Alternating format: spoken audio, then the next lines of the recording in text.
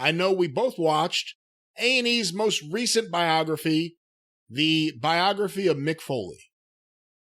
Well, and I said earlier in the show, I was really in a good mood after watching this because, I mean, they've been up and down. We enjoyed the Austin biography. We've enjoyed most of them. The Savage was completely atypical of this series, and there have been certainly questionable choices in the talking heads, especially, well, they couldn't get anybody to say anything good about Warrior except for podcasters and fans. But on this one, not only is Mick still here to tell the story, but Mick is so good. He's so articulate. I thought him doing the narration that kind of bookended the thing was really, really effective. And it sounds like things that Mick would say. I wouldn't be surprised if he didn't write the copy that he was reading himself, because it sounded like Mick. And you got so much that we don't normally get to see on, his home movies and family pictures and, friends. And I mean, we'd seen the Dude Love videos, back in the day, but we hadn't seen so much of his young life and the backyard wrestling stuff. And here's the thing. I don't mind that kind of backyard wrestling. I don't encourage people to jump off the roof, but this was not guys with an actual ring or a self-made ring and charging admission and putting on their own shows. It was friends doing what I did when I was a teenager and what you might have done and what a lot of us have done, playing wrestler in the back without actually running over each other with cars for real. As I said, I don't recommend or advocate for jumping off the fucking roof, but it made a great video years later. But when they got into the Dom DiNucci wrestling school, and did you see the shot of Brian Hildebrand walking Cactus to the ring? I did. I had never seen whatever that indie match was before. And for those of you who don't know, the new listeners, Brian Hildebrand was referee Mark Curtis from WCW and Smoky Mountain.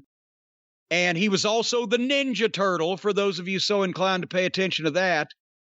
Brian was in Dom DiNucci's wrestling school before Cactus was.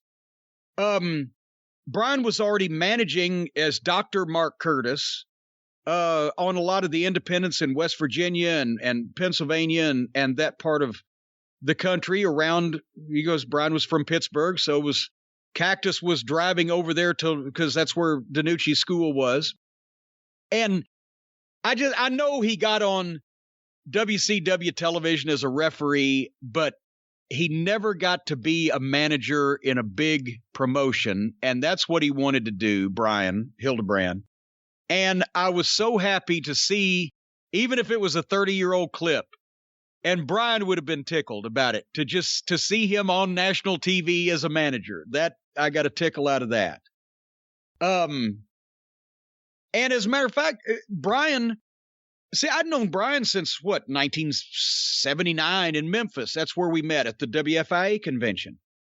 And he used to come down and shoot pictures. He came down and did a week with me in Memphis one time when I first started. He came down and did a week in Louisiana with us, and because he worked for a lot of the magazines also, and he loved wrestling. And I remember him mentioning a guy that he'd been training with when the guy went to Memphis, who was Cactus Jack. And Brian had talked about a lot of guys over the years that I'd known him, and he would say, sometimes he'd say, boy, this guy, if he gets a chance, he'll really be good. Well, he said the same thing about Cactus, but he'd said it, a time or two before. But they had some great quality Memphis footage on here and comments from Robert Fuller and Jeff Jarrett. I can understand Jeff Jarrett. I can't believe they got Robert, but they did. But they didn't use him as much as they could have. But that's when Brian, somewhere around, 88, was telling me, hey, this guy that just went to Memphis, he's going to be something. Okay. And then when I saw the tapes, I thought, okay, that was not the golden era of Memphis wrestling necessarily, but you could see that he had something, but the Dallas stuff with Cactus Jack Manson, even though Mick never liked the Manson thing and specifically asked us not to use it in WCW when we got a hold of him. But I loved him there, and that's where I knew he was really going to be a star, because you could even though, let's face it, Dallas was, down and on the way out at that point, there was an aura of just insanity, just crazy. Everybody was saying the same thing, even the boys. You believed the Cactus was crazy.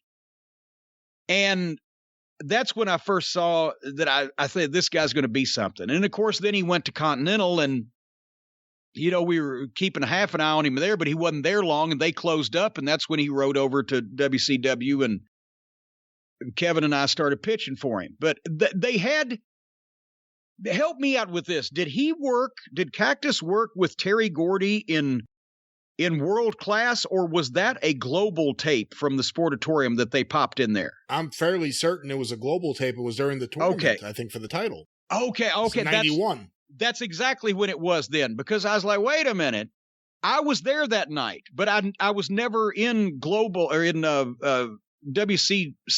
WCCW World Class in the late 80s, but I was there because Stan and I were there for the tournament, and that was the night he worked with Gordy. And the point is, I've told this story before, but now you actually had to see the footage.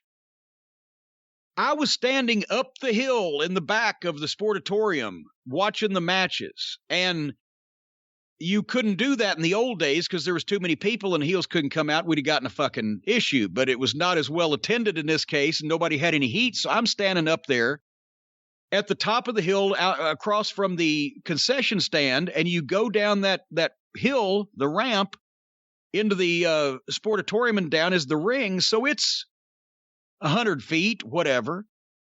When Gordy powerbombed him, I felt him hit the floor in my feet. And I obviously already knew Cactus, because that was after our WCW runs. That was 91-ish.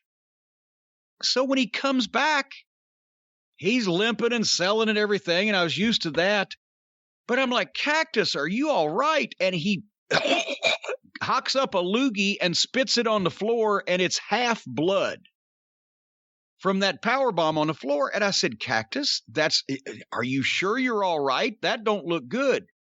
And he said, well, it looks better than the last one. The last one was all blood. Oh, fuck. And then he had to admit it on the show, and I'm glad he did. The secret to his big bumps is I'm really getting hurt. And, we had already encouraged him not to do the stuff that he did, except when it was necessary, big show, pivotal moment, big TV taping, whatever. But he was out there doing it all over the fucking place.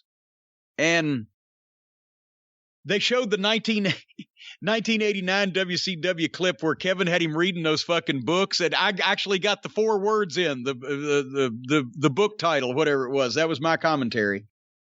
They did leave out my favorite Jim Cornette commentary on a Cactus Jack match, though, when he did the Nesty Plunge. Yes. The Mil Mascaras match. Cactus Jack is dead! Well, I think they probably wanted to minimize my involvement. They might have to give me royalties at some point. When the part about meeting Colette, I remember him telling me about meeting Colette at one of the Joel Goodhart shows in Philly in 91. Because he had me over in the corner. He's like, Corny, you'll never believe this. I've met the most beautiful girl in the world, and she, for some reason, likes me. And I'm like, well, that's congratulations. 30 years later, here they are. And by the way, all of this stuff, so much of the stuff in the early portion of the documentary has been playing out on the John Arezzi Pro Wrestling Spotlight Then and Now podcast for the last couple of years. Because Mick, whenever he was home, he would go to John's studio. So when he met Colette, they talked about that event before it happened. They talked about it after it happened. So many of these things, the match with him and Eddie, where Arezzi was doing commentary on the documentary. All of that stuff is happening in the last year and a half, 2 years that we've been doing Pro Wrestling Spotlight Then and Now. So it's really cool to see it in video form because we've been talking about it behind the scenes. Well, and also it covered that after the Goodhart shows and the Philly shows, he goes back to WCW as a top guy, as a main event guy in 92, I think it was, right? And that's, You know how he got rehired? God damn it, I know you're going to tell me quicker than I can remember. He went with John Arezzi and his listeners on a bus trip, I believe, to a WCW Meadowlands That's right, show. the bus trip to the Continental Airlines Arena, the Meadowlands. And he saw Dusty backstage and started talking, and Dusty hired him. And I brought him back. Because after Ole had run him off. Yeah, well, and that's what... Basically, they didn't say this, but he, in so many words, but he quit the WCW run because Ole wasn't going to use him and he didn't want to be on national TV being beaten into powder and used like a schlub. So for his future, which he was very smart, and he did this a couple of times and he was always smart with it and it always worked, he just went somewhere else until somebody that would use him was back in power. And speaking of somebody who would or wouldn't use him, Flair, they had Flair in to be the devil's advocate, and I congratulate both of them, Flair and Mick, and apparently I saw on Twitter that they've texted each other since the show aired, but that was what Rick was saying to us, to me and Kevin the first time around, and was saying to Mick, and that's what Flair thought, and you can't say that he was inaccurate. He didn't like that kind of shit. It wasn't wrestling to him. He thought the bumps were unnecessary and dangerous, and it was too much. And he was correct, but also Mick was correct in that if he didn't do some of this, I'm not saying he had to do all of it, but if he didn't do some of it where the right people saw it, he wouldn't have got where he got, because what Flair forgets is there was no place to go and just work regularly anymore. There were no territories. So you couldn't just go out to Kansas City or down to fucking Dallas or over to Continental or whatever and learn your shit. You had to do something when you had the opportunity to get people's attention. And, and Flair and Eric Bischoff too, they thought he was a liability, which technically for Turner Broadcasting being a company like that, he was. If somebody had really gotten fucked up bad, him or somebody else, that would have probably been the end of the company, because they didn't like the wrestling company in those days, the Turner Broadcasting folks, and they would have just as soon got rid of it over a lawsuit as they did 6 years later, even after it made all that money, because they didn't want the fucking thing. So, but and the Germany ear thing, was Flair there? I guess he was. Yeah, 94. Okay, yeah, he was, but he had to come out and say to Cactus, don't do that. And then Cactus, of course, has to do it. And then goddamn Flair was right all along. He shouldn't have done it. But that was respectfully presented. That was the difference of opinion that Ric Flair and Mick Foley had about the business and each other. And it was not necessarily as respectfully delivered back in those days, but thankfully it is now. But I could see that Rick and Mick were never gonna, even though I love both of them, I could see how they would not come together on what wrestling is. Anyway, and when Bischoff got into power, Bischoff thought he was a liability, and that's why he took off and left again. And this time he went to Japan to do the IWA thing, and I hated this era of Cactus's career. This is the only time I haven't been a fan of Cactus Jack's or Terry Funk's. I didn't watch those matches. I've never watched one of those matches all the way through. And there's Terry Funk, my favorite wrestler to ever probably to watch, maybe him and Lawler. And Cactus Jack, one of my favorite people ever. But I never watched those matches because it's just garbage. And just, as I mentioned on one of the programs recently, they didn't know that an entire, low budget Mickey Mouse industry was going to spring up from these death matches. They thought, well, at fucking Onita, he's crazy, but he's, got a budget and he's going to pay us a lot of money to do this stupid shit. And at least we're doing it with each other. But I would like to think that if they'd have known that it was going to be seen in this country, and then people were going to imitate it and start being airlifted to hospitals, but for bleeding out and all that stuff, and everybody in their backyard, and the way it's, I would hope that they would have said, you know what, we're just going to pass rather than create this lingering, festering boil on wrestling. But for that year, I didn't watch either one of them. But then he goes to ECW. And I thought Meltzer, bless him, maybe he's on his medication, Uncle Dave, because he was pretty coherent and clear in this one. And he had the best description of ECW wrestling that I've ever heard.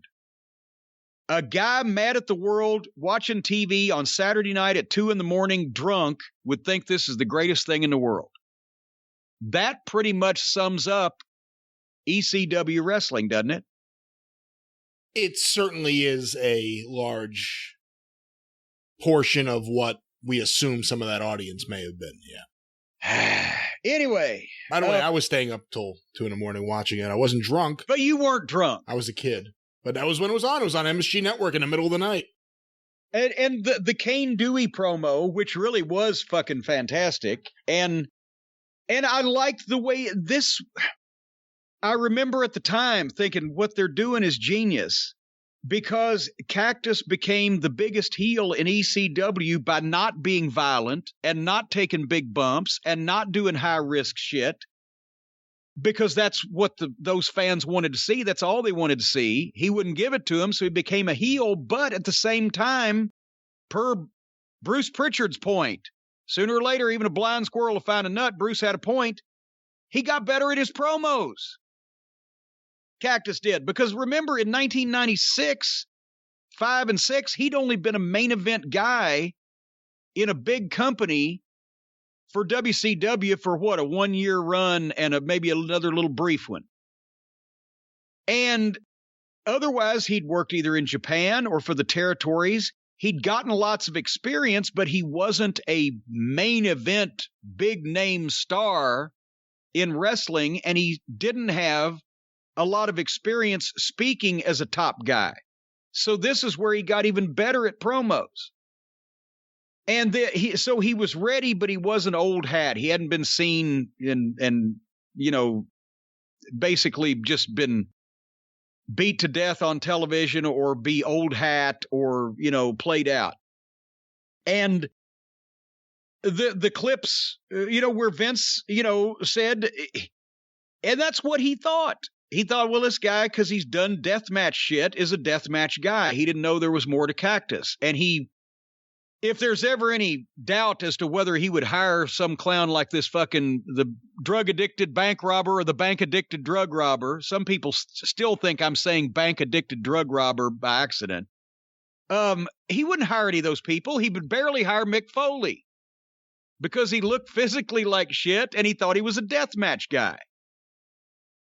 But everybody else said, no, there's more to it. And did you love the 2 clips side by side where Bruce said, JR and myself got Vince to relent and sign him, and then immediately followed up with JR saying, I got Vince to relent. Yep. Anyway. Did they leave you out when Bruce was saying how, I went to Vince and me and Jim Ross would try to push for him. Were you pushing for him too? Well, of course. So they just left you out. Well, yeah, but I mean, I don't care. But obviously, anytime the subject came up, I was a fan of Cactus Jack's, but I think JR was going to him because JR was head of talent relations. That was his job. If he wasn't the head of talent relations yet. I think Bruce has still had that spot then because JJ had left and Vince put Bruce in the spot, and then Bruce turned into fucking Hitler. And then they just, later on, sometime in 96, they just promoted JR over Bruce. So Bruce was still the vice president of talent relations, and JR became the executive vice president of talent relations.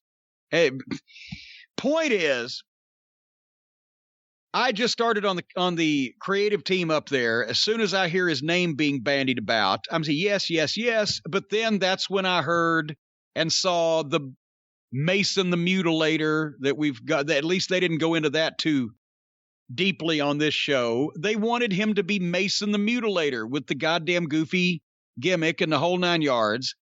And thankfully, Cactus was able to take it home, turn it over in his head sometimes, come up with Mankind, have a reason why Vince would bite on this, even though the wrestling fans didn't give a fuck that he was the representation of Mankind who had caused him to be mentally fucking fucked up or whatever. It just was a better name than fucking Mason the Mutilator. And the costume that they came up with didn't look too bad because Cactus made it by doing the thing where he pulls his hair out of his head and stabbing a pin into his fucking leg. And if it had been anybody else, he'd just look like a goof in a goofy outfit. But he got into it. And it was so good to see George after all these years. You know, it's been 25 years since we lost George. And I don't have any video of George besides those dungeon vignettes. So it was nice to see my dear little Georgie again. He had balls the size of golf balls, that rat. Huge balls on that rat. But as soon as because I went to the studio 2 days a week because I was doing voiceovers and announcing at that point, right? For Superstars or whatever. And I see them building the dungeon set. And I said, well, if he's going to be in the fucking dungeon, he's got to have a rat, doesn't he?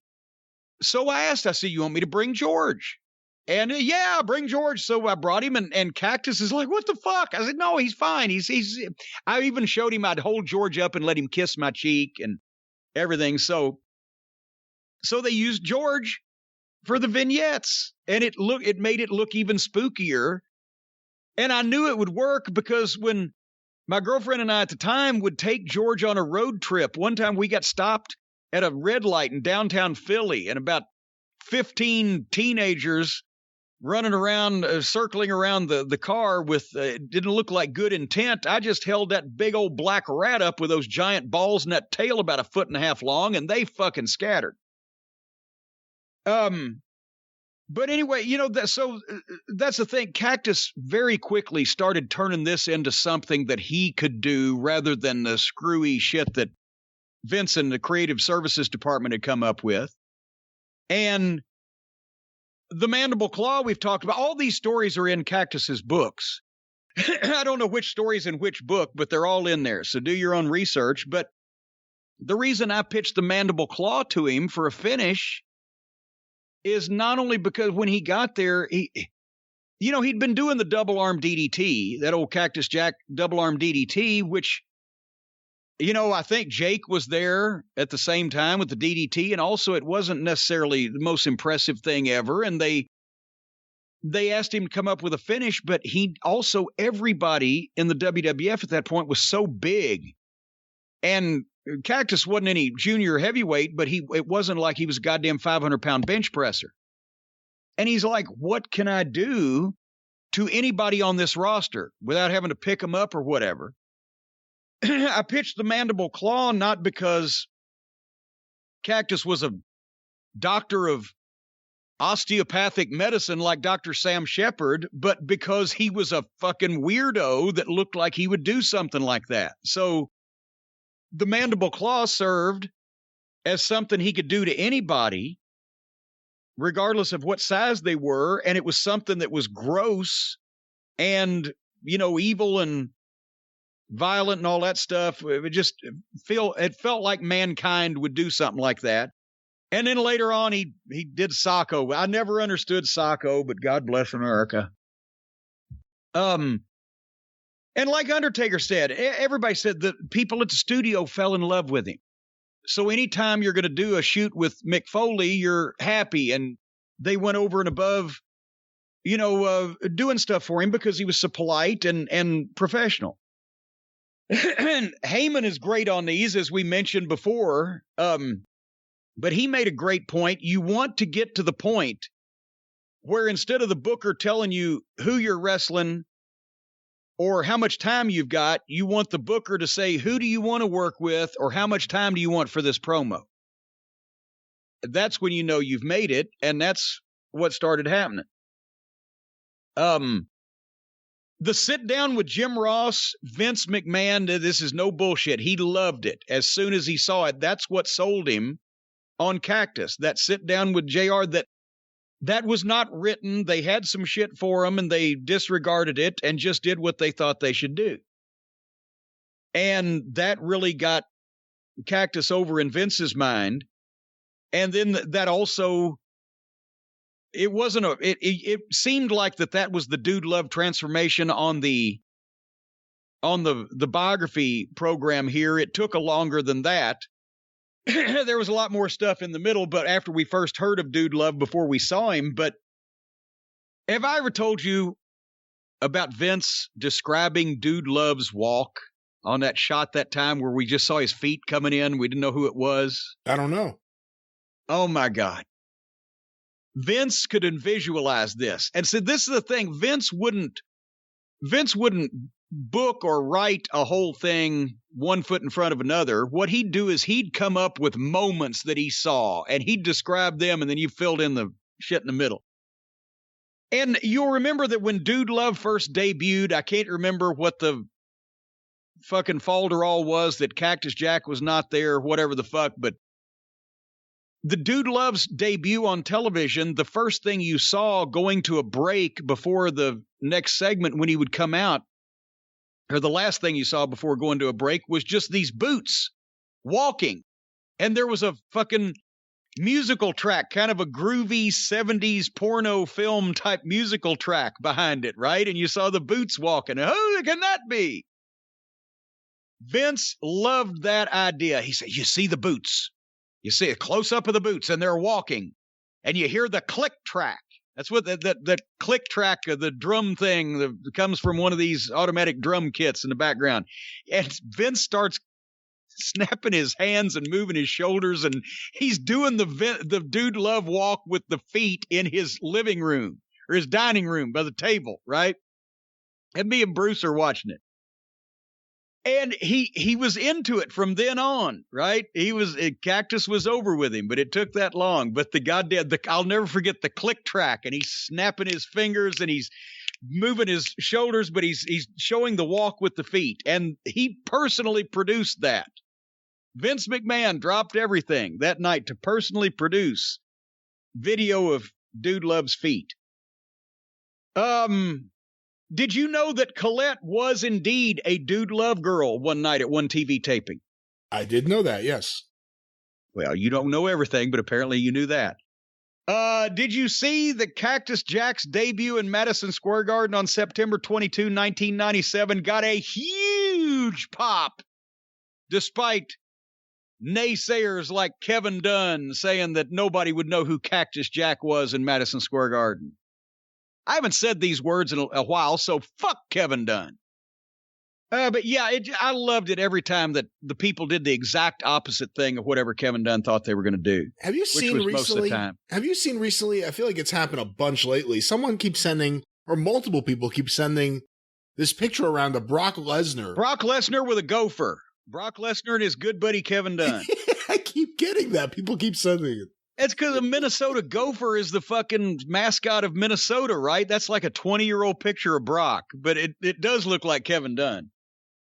Anyway, they did a great summary of the King of the Ring 98 Pittsburgh Hell in a Cell match. Pretty much everything they said was right on. They didn't mention they had to send Terry Funk out to kill fucking time because they weren't sure that Cactus was going to return to the match after the first bump. And wasn't that when Undertaker chokeslammed Terry and chokeslammed him right out of his tennis shoes? That's right. Yeah. But the bump off the cage at the start, they gave the impression that, a lot of people thought, and they did, well, that's going to be the end of the match and it's over with and that's it. And they're taking Cactus out. But when Terry came out, it was because I think that was Bruce calling an audible at Gorilla, because he knew that if he was going to fucking get back in the match, Cactus, he wasn't going to do it very quick. But then the one that killed him, as we all know, was the one through the fucking cage. And that's the thing. They had those zip ties or whatever they were holding the cage so that it would buckle but it wasn't supposed to just give way like fucking toilet paper, and that's why Cactus wasn't prepared for that. And not only did he hit the back of his head with his feet up over his head, the chair came down on his face, and then he aspirated his front tooth up through his... The tooth did not get knocked out of his mouth and go into his nostril directly. He aspirated it through his nasal passages. So he actually almost swallowed it and then blew it out of his nostril.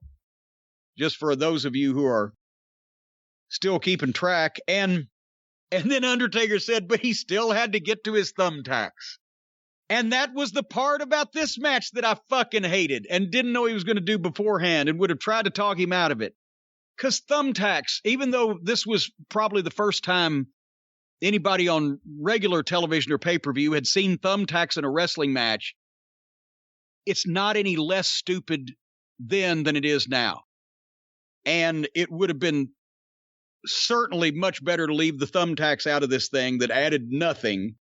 But after the match, when they brought him back and we were trying to get him, because I've mentioned before that Civic Arena, there was no air conditioning in the locker rooms. If there was, it wasn't working. And we were trying to get him into an air-conditioned office because he had to run in on the main event after all that shit. And his first question to me was, Corny, did I do the thumbtack spot? I said, they're still sticking in you now. He didn't remember it. And that's why Vince came in, and that was verbatim. That was the verbatim quote. Cactus made nothing up. Thank you for everything you did tonight for this company, and I never want you to do anything like it ever again. You know, and then we go to Vince in the hospital and Mr. Sacco. Have a nice day. He wins the WWF Championship, and the crowd goes apeshit. That still may be the biggest couple of pops I ever heard. Steve Austin coming out with the glass break, and then Mick winning the title there. And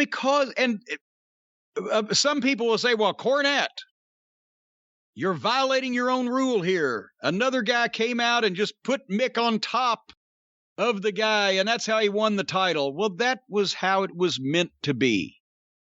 Because this is something that has been lost.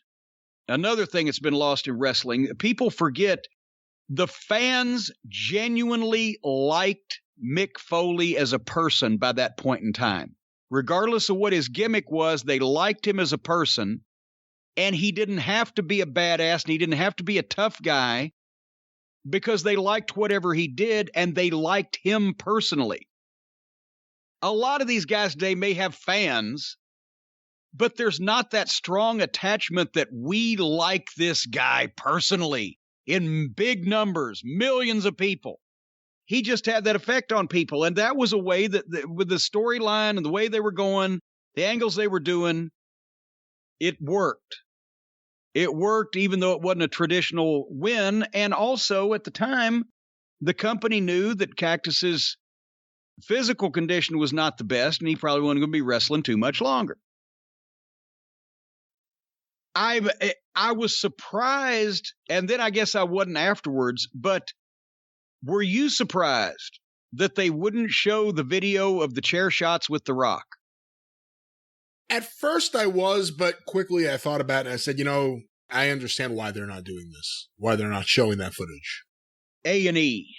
But it made it even harsher showing his family's reaction and just hearing a couple of them. But what did he do? Like 8, 9, 10 of them? How many was it? I don't remember. But that was another thing that a lot of times Cactus could sell this stuff to people because when he would say it, you wouldn't get the impression of what it was really going to fucking look like until you saw it, because you couldn't imagine that anybody's going to let somebody do that over and over, that et cetera, et cetera. Nobody, I don't think, was happy with it afterwards, and his family definitely, and Colette definitely wasn't. And it shows you how bad it was that A&E 20 years later wouldn't even show the fucking video, but it made it worse seeing the kids crying and Colette upset, and the kids are upset not only because they're father's getting his brains beat out, but because Colette's upset too, and that was too much. Also, nobody used to get mad at Cactus for doing this stuff. They used to just say no because everybody liked him. They would say, "You don't do this. You shouldn't, whatever." They wouldn't get mad, but it was too much. It's hard to believe that his official WWE retirement was 20 years ago. And it's even harder to believe they recapped his 3 years in TNA in 12 seconds. Oh my God. And then came out and said that the doctor wouldn't clear him to return to the WWE, which means that TNA was just letting him risk his fucking life and health. He told me the same thing when I saw one of his stand-up shows like 4 or 5 years ago. He said, because he got there late. I'd gone down we were going to visit beforehand, but he was driving from Birmingham or somewhere, and this was North Georgia, and he got in late. He said, there was traffic or whatever. I said, Cactus, you don't need the money. Why are you doing these little clubs and driving from one place to another and doing this again and being on the road? And he said, I'm keeping my brain alive and my brain active. It's exercise. It helps me. And it obviously has, because he sounds just as good or better now than I've ever heard him. And I've known him for over 30 years. And one would have thought that he'd be in a wheelchair, but he's not. He's had things worked on, and he obviously has had health issues, and he mentioned some of them, but he's not in a wheelchair. He's articulate. He's a great writer. He can speak. He can read copy. He sounds better now than half the guys that are in the business right now. So, and I love the whole Santa thing, because that's just another example of Cactus. So I thought this had it had a happy ending without even having unhappy shit in the middle, except for a few of his health issues and a couple of the bad bumps he took. But it's got a happy ending, and a nice guy prospered and finished first. And I thought this was the best one yet. I think it was really good. I mean, it was a little different. It stood out because it was the only one that didn't have any and then things took a turn for the worse. There was no bad shit. Nobody on drugs. No. A really happy guy with some missing teeth. It was good. It was really nice to see. Real positive story. As I said, in the words of Buddy Rogers, to a nicer guy, it couldn't happen. They definitely need to do a better job with talking heads if they do a season 2. Boy, that Shoemaker idiot. And just all these guys. I don't know where they got some of these people that they just say author, so-and-so, or whatever. Have they ever written a book about wrestling, or they just wrote a book? Well, the guy they said was the biography of the Ultimate Warrior. There is no biography of the Ultimate Warrior that I'm aware of. He seemed like he knew his stuff. I hope he does do a book. It would be interesting. But I don't know of any book. They had one guy they said was just a podcaster. I have no idea who that guy was. And it didn't seem like he really knew too much about wrestling beyond the WWE version of history. That's what they do. They get these guys who have some success in radio and are wrestling fans, and they try to get them involved with wrestling because they'll repeat the company line, the company BS biography, the bullshit history of events that took place. Bruce Pritchard, he's the master of that, but all of these other guys, they do the same thing. But Shoemaker, that guy knows nothing about wrestling. Nothing. He's from Louisville, Kentucky, someone sent to me the other day. Wait, he what? should be embarrassed. What? This guy's from Louisville? And he knows nothing. Nothing. He was in an Andre the Giant documentary and he lied. Or he made stuff up because he didn't know any better. He's an idiot. There isn't a single wrestling historian, and I know them all, who would have anything to do with Davis Schumacher or think that he knows anything about wrestling. But those are my thoughts about the biography series. Well, I'm glad you shared them with us.